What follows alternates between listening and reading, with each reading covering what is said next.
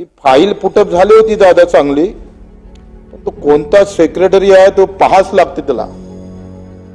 प्रस्ताव क्रीडावाल्यानं चांगला पाठवला होता, काय समानतेनं दिलं पाहिजे, उलट जास्त दिलं पाहिजे दिव्यांगाला. पण त्याचे काय घोडे मारले त्या दिव्यांग बांधवांना मला माहित नाही. अशा प्रकारचा खूप राग करतात, अंदरून इतक्या शिव्या देतात ते सरकारला, ऐकावं नाही वाटत. असं वाटतं आपणच आत्महत्या करावं काय. हे सारळ आहे. तानाजी सावंत साहेब असं कोणी सहन करण का हो? सुवर्ण पदक मी आणलंय, तुम्ही आणलंय, तुम्हाला 1 कोटी भेटणार, मला 30 लाख दे, कोण सहन करणार आहे?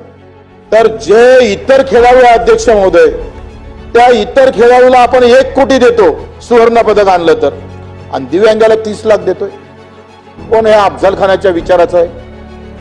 त्याला आळवं घेतलं पाहिजे का नाही?